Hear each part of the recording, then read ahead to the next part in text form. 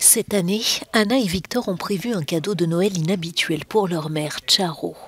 Ni plus ni moins que sa biographie. Un livre recueillant son histoire et celle de sa famille, illustré de photos. Un cadeau porteur de sens. Plus que jamais dans cette période de Covid, c'est le moment de se souvenir des anecdotes passées, d'ouvrir l'album de famille, de voir des photos de nos grands-parents qui ne sont plus parmi nous, confie Victor. C'est le moment de se souvenir de ceux qui ont compté dans nos vies.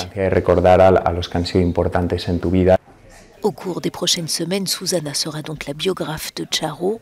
Elle travaille pour Memoralia, un éditeur qui s'est spécialisé dans ce créneau. De nombreux entretiens vont accompagner l'écriture de l'ouvrage pour livrer un témoignage aussi fidèle que possible. Memoralia propose un cadeau familial, explique son fondateur, un cadeau circulaire qui englobe toute la famille.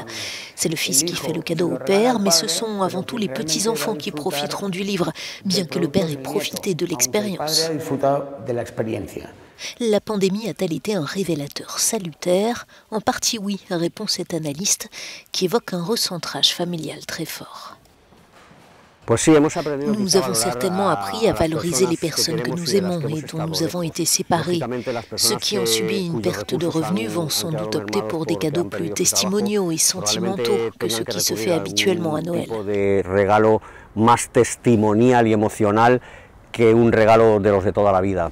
Un cadeau n'a pas à être cher. Pour beaucoup, recevoir une carte comme celle-ci et un joli mot peuvent suffire. La pandémie a rappelé l'importance du contact humain, alors peut-être que le meilleur des cadeaux cette année sera de passer Noël avec les êtres chers.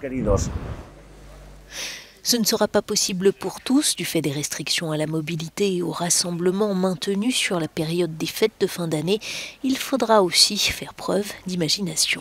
Tout le monde a un enfant ou un parent au chômage partiel, explique ce poissonnier. Cette année, comme beaucoup de gens ne pourront pas se réunir, certains vont peut-être faire parvenir à leur prochain plat que l'on partage normalement ce soir-là, des coquilles Saint-Jacques pour faire menu commun.